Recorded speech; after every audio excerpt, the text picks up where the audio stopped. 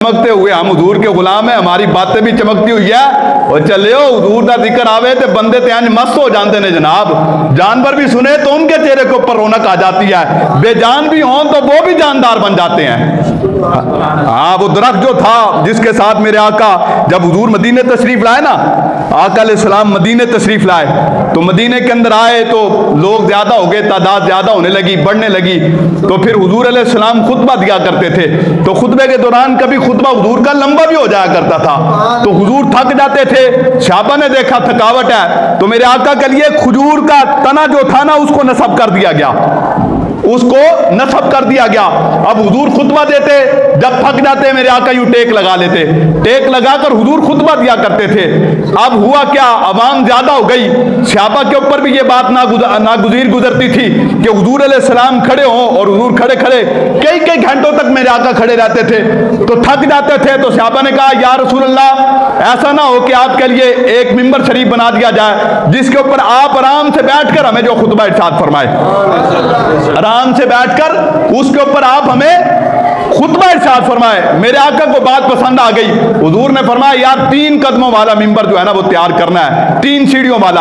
अब वो तैयार हो गया, हुजूर अलैहिस्सलाम के मस्जिद नबी के अंदर रख दिया गया। मेरे आका अलैहिस्सलाम तशरीफ लाए, हुजूर अलैहिस्सलाम उस मिंबर के ऊपर तशरीफ फरमा हो गए और हुजूर अलैहिस्सलाम ने खुतबा देना इरशाद फरमाया। अभी खुतबा हुजूर ने शुरू किया था तो एक ऊंची आवाज आने लगी, रोने की आवाज आने लगी। और सहाबा फरमाते थे वो रोने की आवाज यूं थी कि जैसे एक ऊंटनी किसी गम की वजह से रोती है ना, और वो बड़ी दर्दनाक आवाज होती है, वो बंदा बर्दाश्त नहीं कर सकता। जिन्होंने सुनी है वो आवाज, तो इस तरह आवाज आने लगी। मस्जिद में बंदा कोई रोता नजर नहीं आता, इधर देखते हैं कोई नहीं रो रहा, इधर देखते हैं कोई नहीं रो रहा।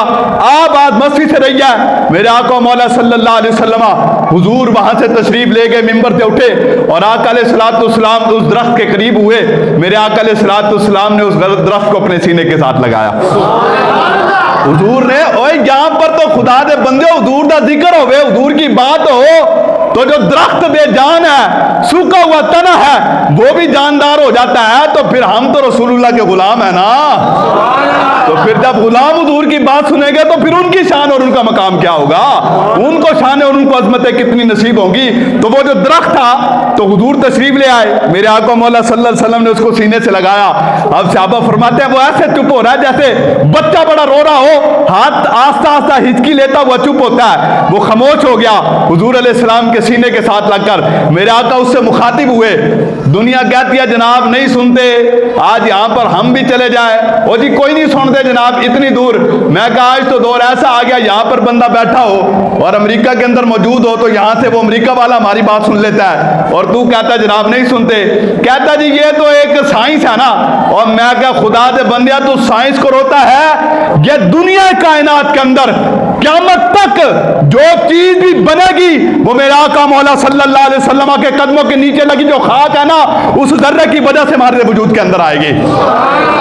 बाकी कोई गल नहीं होनी, एक कोई गल होनी है और वो हुजूर अलैहिस्सलाम के कदमों के सदके से होनी है जितनी भी इजादात। इसलिए कि वो जो ना थे तो कुछ ना था, वो जो ना हो तो कुछ ना हो।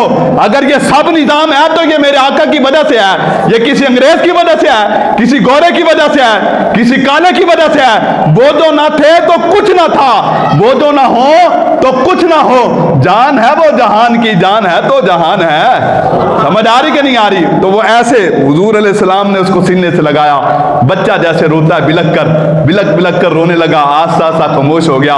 मेरे आका मौला सल्लल्लाहु अलैहि वसल्लम ने अब दरख्त कलाम किया। दुनिया कहती है हुजूर नहीं सुनते, और मैं क्या कमीने हो सरकार अलैहिस्सलाम ते दरख्त दी भी गल सुन लैंदे ने, तुसीं किहड़े नबी नूं मनदे हो?